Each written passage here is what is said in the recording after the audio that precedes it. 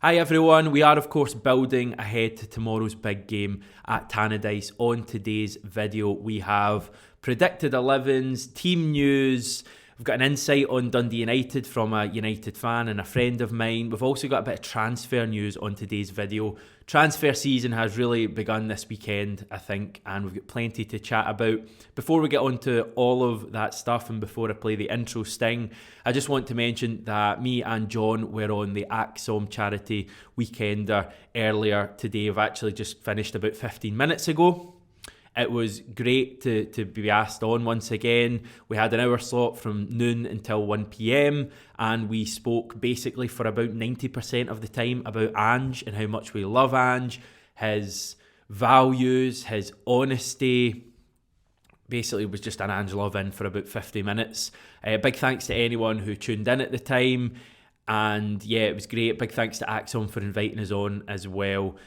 Part of their charity weekender. It's obviously going on all weekend. I think have raised about £15,000 already, which is just an obscene amount of money. More money than I'll probably ever see in my lifetime. So well done to Paul and the whole team at AXOM, and obviously everyone who's donated and taken part in the weekend as well. So many more Celtic fan media outlets on over the course of the weekend, so definitely check that out. I'll link the GoFundMe and our video from earlier below. And hopefully we're invited back next year as well.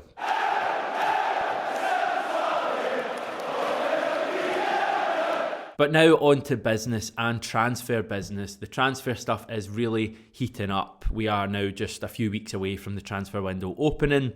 We've for weeks had links with Dason Maeda and also Rio Hatate, but now it's Europe's turn, and last night German outlet Bild linked us with a move for Borussia Mönchengladbach's Austrian attacking midfielder Hans Wulff. Now he tends to play on the left-hand side of a kind of three just behind the striker, but he hasn't been playing much at all lately for Gladbach. They signed Wulff from RB Leipzig in the summer for around €10 million. That was after he'd played a season on loan with Gladbach. Now, prior to Leipzig, he'd played for another Red Bull side, Salzburg, and actually played both games of their double header of wins over us in the 2018 Europa League group stage. You may remember his name from the commentary from Rory Hamilton of the goal that Craig Gordon gifted Salzburg at Celtic Park. Hamilton actually shouts, "Oh, Gordon's thrown it to Hans Wulff." He made a mistake because it wasn't Hans Wulff. It was a guy called Gulbrandsen that actually scored that game. But Hans Wulff played in both the game in Austria and the game in Glasgow as well. He was very young at that stage, I think still a teenager, because now he's only 22. And the Bild report says he's attracting interest from Rapid Vienna in his homeland, as well as Trabzonspor, who are running away with the Turkish Super League. The report suggests that we'd probably be looking at a loan deal. This is just the kind of player I've wanted Celtic to be linked with. I think he's very similar in standing to Jota, a player who had a lot of chat going on about him a few years ago, has maybe slipped up a little bit and hasn't quite fulfilled his potential. But I think Celtic is a great place for players to re-find their mojo and their form, whatever way you want to put it. And Wulff seems like he could be the ideal signing to add a bit of quality to Celtic's attacking ranks in January. I really hope it's a goer. There's also been another report in Japan that has linked us with a move for Gamba Osaka midfielder Yosuke Ideguchi. Now he's 25 years old, and the report comes from Yahoo in Japan, and they reckon he'd be available for about £1 million. He actually scored against Ange Postecoglou's Australia for Japan in a World Cup qualifier in 2017, so Ange is well aware of him.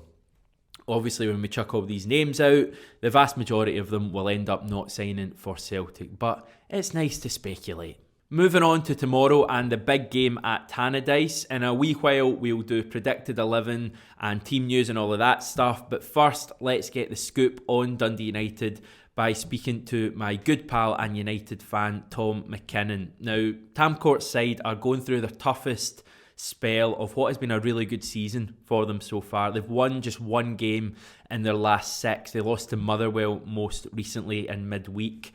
So I started by asking Tom, what has been the big issue recently? really struggled without Levitt and Fuchs, because Harkes is kind of the one that he's the driver of the three, but he's had to sit a bit deeper without those two, so it's been a bit of an issue, and that's where the issues have come from. Between those two and Siegrist, they're the three we can't really lose, and at least with Siegrist now we've got Carson, who's a capable Premiership keeper, whereas we don't have anyone nearly the same quality as the other two. So injuries are the excuse you're given? Yeah. You've missed so much with Levitt being able to control the ball, control the game. We don't have anyone like that at all, and Fuchs is a player who could go so far. Like, he'll definitely be gone probably in January, if not, well, definitely by the summer. But those two are the two players who've got a real quality outfield. The two players that'll probably go to play at least English Championship, if not higher. Whereas the rest is a pretty solid Premiership side. So just on those two players, I missed what you said. Are they going to be fit for Sunday, or are they going to miss it? We're not sure. Right. Throughout the season, that's one thing Courts has been, I guess, which depends which way you come from it, he's been quite good, quite coy about letting people know if players are going to be fit or not, which kind of leaves you hoping that they're going to be fit. I think Fuchs might be, but it seemed like he was pretty close last Saturday. But there's not been much news about Levitt at all. So it's kind of just a bit of a mystery, which is quite annoying from our end, but I suspect it maybe affects what Postecoglou's trying to do. Right. I thought Fuchs was great in the game at Celtic Park. Really, really good game. And whenever I see him, he puts in really good performances. So we'll see how he gets on if he plays. You are still fourth in the league. You're only 2 points behind Hearts. When everyone's talking about how good Hearts have been, it shows how consistent Dundee United have been up until, lately. What has been the big difference between United under Tam Courts compared to Mickey Mellon last year? To be fair, I think Levitt's been a massive addition, as I've kind of just said, but Mulgrew as well. Like, the difference between him and Reynolds, the quality is incredible. There's not too much of a difference going forward. We're still pretty lean in that respect, and there's not been too much changes up there. Pollitt's really come onto a game. Him and Niskanen have really taken the level above what we had out wide last season, but even still, we're not going to create loads of chances. Similar in that sense from Mellon last season, but Courts just seems to have got the best out of pretty much every player that he's had in the squad. They've come on a good difference, which is a sign of a good coach. Whereas I think Mellon he got the sum of the parts. That we probably were the 9th or 10th best, or 8th or 9th best team in the Premiership last season. And not too much has changed in terms of personnel, whereas obviously Niskanen, Levitt, and Mulgrew do make a difference. It does just seem like Courts is kind of able to coach these players a bit better and get a bit more out of them. That, like the likes of Pollitt and Harkes, like last season, we could have gone and not really much would have been said about them, especially Pollitt. He's kind of been one of these sort of players that maybe 1 and 8, he has a really good game. I think, why can't he do that more often? And that's probably why he's at Dundee United. And Harkes is a bit lightweight, kind of games passing by, but this season those two have been two of the most impressive players, and I think that's where Courts has made the difference. They've obviously recruited well. I think we've done that for the last 2 years under Ashgar. It gets a lot of criticism, but we have recruited well. Whereas it's like those sort of players, sort of fringe players under Mellon and Nielsen previously, Courts has been able to get them to become key players in this team. So how highly do you rate Tam Courts then, and how far do you think he can go in the management game? It's still quite early. Obviously, this could just be an extended purple patch, and we could kind of revert back to the numbers like we were seeing last season. Because I know a lot of the actual data behind it's maybe not as quite as impressive as fourth place. Like, I think the XG kind of has us quite a bit further down the table, which is understandable. We are quite low margin. We're not going to create loads of chances, but the early signs are really good. He's shown good leadership in terms of the Ross County issue. Thought obviously it looks like there maybe wasn't too much racism there, but it was quite a strong step from him and something maybe he could have easily passed by. But like, he's shown good leadership, and then the other side of it, he's coached players that were probably top end Championship players, sort of average Premiership players, into being leaders in this team, like Pollitt and Harkes. What probably will be the maker of him, I think, is how you can get the best of these young players. There's quite a good talented crop coming through, the likes of Freeman, Kerr Smith, Logan Chalmers. If you can integrate them and make the club a lot of money, potentially, that could be massive for us. But I suspect he'll probably be here for a few years, hopefully. It seems like he kind of understands the club, and he obviously gets on well with the team above him. So he could go quite far, but the early signs are good, hopefully. Yeah, I mean, I've been really impressed by him. I think if we go back to the game at Celtic Park, the one thing about that game was you came and you really had a go. And if Mhm. the closing stages of that match had gone slightly differently, when the game was so stretched, you could, conceivably have found a winner late on had you maybe taken a bit more care in your final ball. The same will happen on Sunday, I take it. You're going to have a go at us. And how do you think that will play out? Do you think it will mean there's goals in the game? Will it maybe suit Celtic more? It might do it. I saw the Celtic got a few injuries last night, so I don't know how many of them are going to be fit for it. Because my big worry was Jota against whoever was going to play right back, probably Kieran Freeman, because that feels like the one slight issue in the squad at the moment. I think Freeman has impressed, and he's not one of the youngest in the squad as he kind of people thought he was. He's about 22 now, but he's not actually played a lot of professional football through injury, and he sometimes looks like he hasn't played a lot of football. He's not. The other three of that back four have been so impressive, and Segrist. He's kind of that's been the one position with kind of a few question marks over. So my concern was that if Jota is out, which I'm not sure if he is, but I think that could be a big thing for us. But I suspect if we kind of go all out again, it might not work as well. Obviously, not quite. There's not quite the same feeling around the club as there was when we played you previously. And again, if we go all out and it's Hottie, Harks, and Glass, it probably won't be Glass, given he was hooked after 40 minutes on Tuesday. Then that's a lot different to having Fuchs, Butcher, and Levitt in there, as opposed you just don't have that same control as you'd expect from most clubs going to in the Premiership. If you lose your two best midfielders, you're going to have some sort of downside to it. So I suspect it might be a bit more cagey, especially if we're not quite at full strength as we were last time. Yeah, especially if we're missing players as well, we might see a more kind of cagey game, as you say.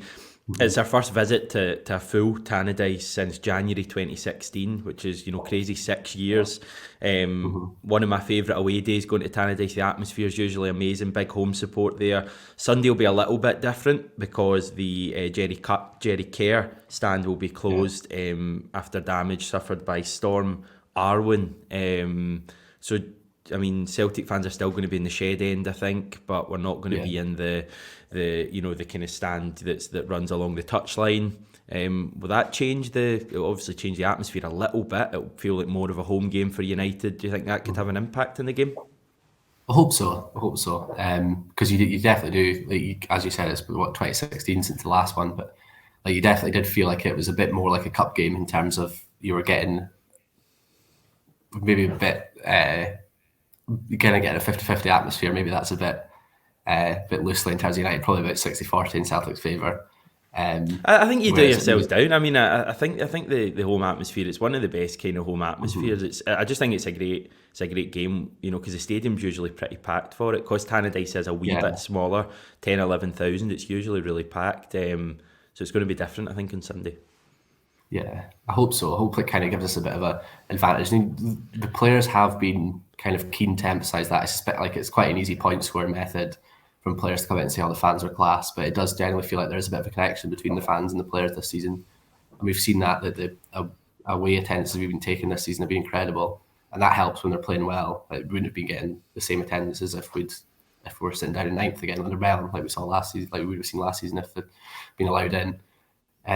But it should help on Saturday, because the atmosphere against Aberdeen a couple of weeks ago was unbelievable. It was venomous, even before the two red cards, the Aberdeen one particularly, and then the Dundee one as well was incredible. That's one of the best atmospheres I've seen at United, and it does just feel like it's kind of maybe like the perfect storm of there's a team that you can kind of relate to. There's a manager that people are quite keen to see do well after a bit of criticism to start with, and the fact that it's still kind of a bit of a novelty coming back to the games in the actual stadium. I think that's the perfect storm, and it has meant United, the atmosphere at Tannadice has been even better than usual.